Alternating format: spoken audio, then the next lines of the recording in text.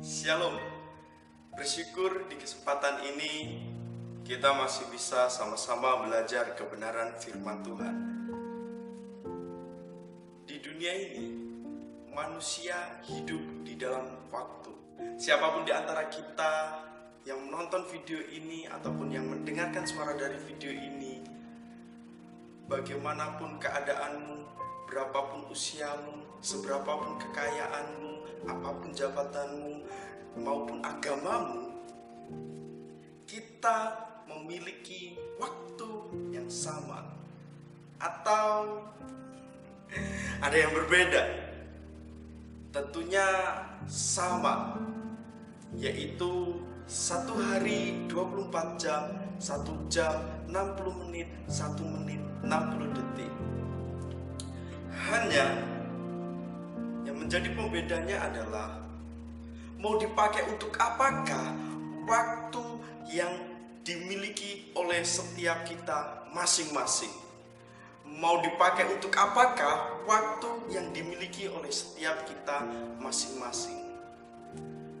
Pada kesempatan ini kita akan belajar kebenaran firman Tuhan yang ada di dalam Mazmur 90 ayat yang ke-12. Mazmur 90 ayat yang ke-12 yang saya beri judul dengan memaksimalkan hidup. Memaksimalkan hidup. Lalu menurut ayat ini, apa tolok ukur seseorang sudah memaksimalkan hidupnya di dunia ini? Apa tolok ukur seseorang sudah memaksimalkan hidupnya di dunia ini? Mazmur 90 ayat yang ke-12. Musa dalam doanya berkata, ajarlah kami menghitung hari-hari kami sedemikian, hingga kami beroleh hati yang bijaksana. Saya ulangi lagi, ajarlah kami menghitung hari-hari kami sedemikian, hingga kami beroleh hati yang bijaksana. Mazmur ini merupakan salah satu sastra yang paling kuno yang pernah ditulis di antara karya sastra yang lainnya. Mazmur ini ditulis oleh Musa, seorang pemimpin masyarakat, politik, militer, sekaligus pemimpin rohani yang luar biasa. Dalam pasal ini, jika kita perhatikan secara keseluruhan, maka kita akan diperhadapkan dengan fakta yang sesungguhnya bahwa manusia sebagai ciptaan adalah fana atau sementara. Di sisi lain, Allah sebagai pencipta yang adalah kekal. Dan manusia memiliki keterbatasan. Di sisi lain, betapa berotoritasnya Allah atas kehidupan manusia, serta betapa manusia itu jahat luar biasa. Sementara di sisi lain, betapa luar biasanya kebaikan Allah atas hidup manusia. Disinilah fakta yang dapat kita lihat antara manusia dengan Allah dalam pasal ini. Dalam pembahasan kita di ayat yang ke-12, menghitung hari-hari ada hubungannya dengan beroleh hati yang bijaksana. Menghitung hari-hari ada hubungannya dengan beroleh hati yang bijaksana.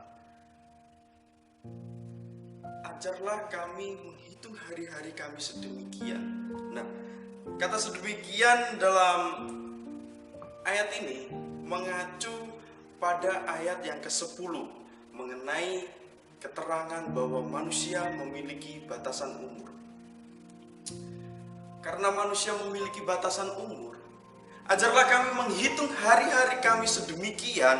Ini mengajarkan bagaimana kita memahami dengan cermat hari-hari kita, supaya kita tahu apa yang Tuhan mau sesungguhnya dalam kehidupan kita yang terbatas ini. Apakah hari-hari kita sudah diisi dengan apa yang dimau oleh Tuhan? Atau umur yang Tuhan anugerahkan kita isi dengan hal-hal yang sia-sia?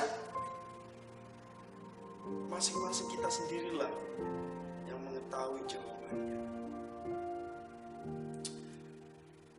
Bukanlah suatu hal yang terlalu menggembirakan jika ada orang yang diberikan kesempatan untuk mencapai usia yang begitu lama. Bahkan ada yang sampai 100 tahun ke atas. Jika semasa hidupnya diisi dengan hal-hal yang merugikan orang lain, merugikan diri sendiri, terlebih dalam tanda petik merugikan Tuhan, maka yang menjadi kegembiraannya adalah berapapun usia yang Tuhan berikan, isilah hidup ini dengan hal-hal yang dimau oleh Tuhan. Bisa jadi mereka yang diberikan waktu lebih lama untuk hidup, itu karena Tuhan mau memberikan mereka kesempatan untuk mereka memiliki waktu untuk bertobat. Jika saya dan engkau masih diberikan waktu kesempatan untuk hidup, mari sama-sama kita mau merenungkan dengan menghitung hari-hari kita. Pastikan bahwa hari-hari kita telah isi dengan hal-hal yang dimau oleh Tuhan. Selanjutnya, dalam pembahasan kita di ayat yang ke-12, kata hingga setelah frasa menghitung hari-hari kami sedemikian, ini menunjukkan bahwa ada pencapaian setelah menghitung hari-hari. Pencapaian yang didapat adalah beroleh hati yang bijaksana. Seseorang yang memiliki hati yang bijaksana dapat membedakan mana yang benar dan mana yang tidak benar menurut maunya Tuhan yang ada dalam Alkitab kita masing-masing. Maka beroleh hati yang bijaksana begitu penting agar seseorang tidak salah memakai kesempatan waktu yang diberikan oleh Tuhan. Tidak heran jika ada orang yang memakai waktunya untuk saling membantu, saling tolong-menolong, beribadah, membaca firman Tuhan, bersaksi, berkhotbah, mesbah keluarga, dan melakukan kebenaran-kebenaran yang Tuhan mau lainnya. Namun di waktu yang sama, ada orang yang memakai waktunya untuk membenci, untuk berbohong, berzinah, berselingkuh, memfitnah, dan korupsi, bahkan melakukan kejahatan-kejahatan yang Tuhan benci lainnya.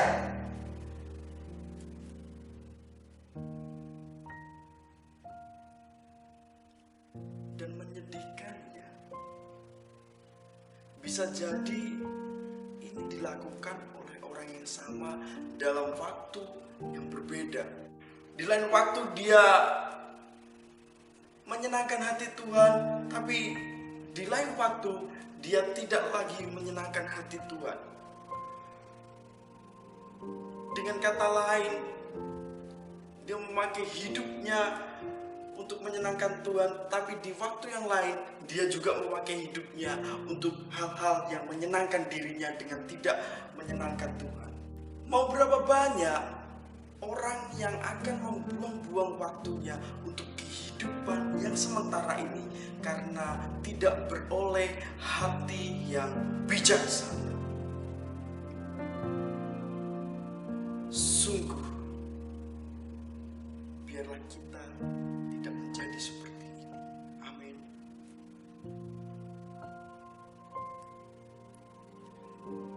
Penulis Mazmur ini, yaitu Musa, memiliki sejarah pernah jatuh untuk tidak memaksimalkan hidupnya. Apa dosa yang pernah dilakukan Musa yang ditulis dalam Alkitab? Musa mencela nama Tuhan dengan sikapnya yang lepas kendali di hadapan umat. Itu bisa dilihat di dalam Bilangan pasal yang ke-20 ayatnya yang ke-12. Dengan tidak bijaksananya Musa mengikuti maunya sendiri dan tidak mengikuti maunya Tuhan. Lalu Tuhan menghukum Musa dengan tidak memperbolehkannya masuk ke tanah perjanjian. Sungguh suatu penderitaan batin yang besar, seolah ia sama saja dengan umat Israel generasi pertama yang tidak atau yang gagal masuk ke tanah perjanjian. Namun Musa merespon hukuman Tuhan sebagai anugerah. Sekalipun Musa tidak masuk ke tanah perjanjian, tapi masih diberikan kesempatan untuk memimpin umat Israel sampai ke perbatasan. Oleh karena itu, Musa bertekad agar memakai sisa hidupnya dengan menyatakan perbuatan-perbuatan Tuhan yang ajaib, melewati perbuatan-perbuatannya sendiri dengan menyenangkan hati Tuhan atau memuliakan nama Tuhan. Ada peribahasa yang mengatakan penyesalan selalu dirasakan di belakang. Penyesalan selalu dirasakan di belakang. Ada dua pemuda yang berteman yang hidupnya tidak karuan. Mereka beralasan, saya masih muda, hidup ini hanya sekali, jadi harus dinikmati. Masalah bertobat, itu urusan nanti kalau sudah tua.